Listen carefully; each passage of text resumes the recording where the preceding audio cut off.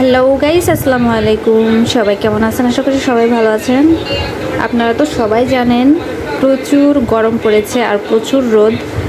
এই জন্য চিন্তা ভাবনা করলাম যে বাবুর আব্বুকে বেলের শরবত বানিয়ে দেই। তবে আমার মনে হয় এটা গরমের মধ্যে মানে গরমের জন্য অনেকটাই ভালো। আর হয়েছে লেবু পেলাম না, লেবু ব্যবহার করলে অনেক ভালো হতো। লেবু পেলাম না, এই জন্য আপাতত আমার বাবু হয়েছে লেবুর পাতা নিয়ে আসছে। এই লেবুর পাতাটা দিলে একটু স্যান্ড হবে, অনেক ভালো হবে আর কি। পাকা বেল, এই বেল হচ্ছে আমার ননদ এনে দিছে, আমার বাবুর জন্য নিয়ে আসছিল খাওয়ার জন্য। এই জন্য চিন্তা করলাম এত গরম পড়ছে, তাহলে এই বেলটা কাজে লাগাই, একটা সুন্দর করে একটা শরবত বানাই, আমরা সবাই মিলে খাবো, তাই না আব্বু? পেট ঠান্ডা হবে। দেখো ভিতরে পেকে গেছে একদম গাছ পাকা বেল। এটা আমি প্রথমে এই যে এইভাবে বের করে নেব চামচ দিয়ে, কারণ হাত দিয়ে বের করতে গেলে একদম পিচ্ছিল হয়ে যাবে। এর মধ্যে একটা আঠা জাতীয় কি যেন আছে, এই যে এই দেখেন এই পুরাটাই উঠে গেছে। চামচ দিয়ে ওঠালে খুবই ভালো হয়, হাতও নষ্ট হলো না, আবার ওঠানোও সহজ হবে। এই গরমের মধ্যে আপনারা সবাই বেশি বেশি করে ঠান্ডা জাতীয় কোনো শরবত কিংবা স্যালাইন এগুলো খাবেন, স্বাস্থ্যের জন্য অনেকটাই ভালো হবে।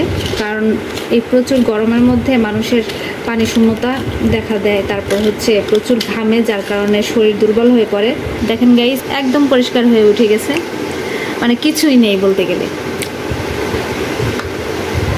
আমার আসলে বেলটা তেমন একটা পছন্দ না। এই যে এটার ভিতরে দেখছেন এই যে পিচ্ছিল ধরনের কি একটা আঠা, আমার কাছে তেমন একটা ভালো লাগে না এই জিনিসটা। তবে বেলের শরবত আমি অনেক খাইছি।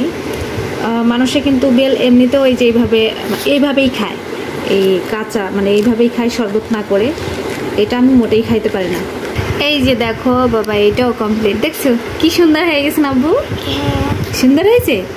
আমরা না এগুলো দিয়ে কি করতাম জানো আব্বু? এর মধ্যে চাল দিতাম ছোট সময়। এদিকে ক্যামেরা ভালো করে ধরো, এ দেখো আমরা এর মধ্যে চাল দিতাম, চাল ধুয়ে ভাত রান্না করতাম জানো, ছোট চুলায়। এই যে এর মধ্যে এই খোসা কিন্তু পুড়ে না আগুনে, জানো তো গাইস। দেখতেই পাচ্ছেন এই যে বেল উঠানো কমপ্লিট, দুইটাই উঠানো হয়ে গেছে। আমরা গাইস গ্রাম বাংলার মানুষ, বুঝছেন, আমাদের হচ্ছে কাজ কাম একদম খাঁটি, আমাদের কাজের মধ্যে কোনো স্টাইল নাই, কোনো কিছু নাই, বুঝতে পারছেন? আমরা যেভাবে পারি আমাদের একদম মনের মতো করে ফ্রি মতো কাজ করি। তো বেল উঠানো হয়ে গেছে গাইস। এই যে দেখেন আমার বেল উঠানো কমপ্লিট। একটু পানি, ঠান্ডা পানি এর সাথে অ্যাড করব, ঠান্ডা পানি অ্যাড করে ফ্রিজে রাখা পানি আর কি অ্যাড করে, তারপরে হচ্ছে এটাকে আমি হাত দিয়ে গুলিয়ে নেব। তো গাইস এইটা হচ্ছে ফ্রিজে রাখা ঠান্ডা পানি, এটা আমি এই বেলের মধ্যে অ্যাড করে নেব। তার মানে ঠান্ডা পানি দিলে আর কি শরবতটা খেয়ে অনেক মজা লাগবে আর কি, পেট ঠান্ডা হবে। 1 মগ পানি দিলাম। এটা গাইস হাত দিয়েই মিক্সড করতে হবে, মানে মিশাতে হবে। যদি হাত দিয়ে না করি তাহলে ধরেন যে এই যে শক্ত শক্ত যেগুলো, এগুলো হচ্ছে অ্যাড করতে পারবো না যদি আমি অন্য কিছু দিয়ে এটা মানে মিশানোর চেষ্টা করি। এই যে দেখেন গাইস, এই যে শক্ত শক্ত এইগুলা বের হওয়ার পরে দেখেন এই খোসাগুলা, এই যে এই খোসাগুলা বেরিয়ে আসছে। তো আর একটু পানি অ্যাড করতে হবে। এই খোসাগুলা আমি হচ্ছে সব কিছু মিশানোর পরে এগুলা সেঁকে নেব, একটা ছাঁকনি দিয়ে সেঁকে নেব। তো গাইস আমি এই যে এই খোসাগুলা যেগুলো হাত দিয়েই বের করে নেব। এই যে দেখেন এই যে এই খোসা, একটা ছাঁকনি দিয়ে আমি এগুলা ছেঁকে পরিষ্কার করে নেব।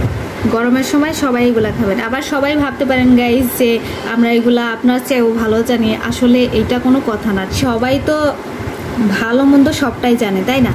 তো শেয়ার কয়জনা করে, আসলে এই জন্য সবাইকে শেয়ার করলাম। বাবুর আব্বু মাঠ থেকে আসবে, ও খুব পরিশ্রম করে, আপনাদের তো দেখাইছি গাইস। ও মাঠে ঘাটে সব সময় কাজ করতে থাকে, তো বাড়ি এসে ঠান্ডা কিছু খাইতে চায়, ঠান্ডা কোনো পানি কিংবা শরবত জাতীয় কিছু পাইলে অবশ্যই খুশি হবে। এই জন্য আমরা বানাই রাখতেছি, তাই না আব্বু? তোমার আব্বু এসে বাড়িতে এসে এটা খাবে। তো গাইস দেখেন এই যে সেঁকে নিয়েছি, আর এই যে চিনিগুলা দিয়ে দেবো। আসলে চিনি কেবল হয়েছে, দোকান থেকে আনা হয়েছে, এই জন্য প্যাকেটের মধ্যেই রয়েছে। চিনির পরিমাণটা একটু কম দেব, কারণ বেশি চিনি না খাওয়াই ভালো। এরপর গাইস এই যে লেবুর পাতাগুলো দেখতে পাচ্ছেন, এইগুলো আমি টুকরো টুকরো করে এর মধ্যে দিয়ে দিব, যাতে এই শরবতের ফ্লেভারটা অনেক সুন্দর হয়, খেতেও ভীষণ ভালো লাগবে। আপনারাও বাসায় এভাবে ট্রাই করতে পারেন। যদি লেবু না থাকে তাহলে লেবুর পাতা এভাবে ছিঁড়ে যে কোনো শরবত জাতীয় কিছুর মধ্যে অ্যাড করে দিলে দেখবেন লেবুর ফ্লেভারটা আসবে। তো গাইস দেখেন আমি এখন এই গ্লাসে ভরে বাবুর আব্বুকে দিয়ে আসবো। তো চামচে করেই ভরতে হবে, কারণ এটা থেকে ঢালা যাবে না, ঢালা সম্ভব না। এই যে যেই পাতাগুলো দেখছেন এগুলো এর মধ্যেই থাকবে, কারণ ফ্লেভারটা না হলে ভালো আসবে না, এভাবেই থাকবে। এটা হচ্ছে আমার বাবার না তোমার আব্বুর? আব্বুর। আব্বুর।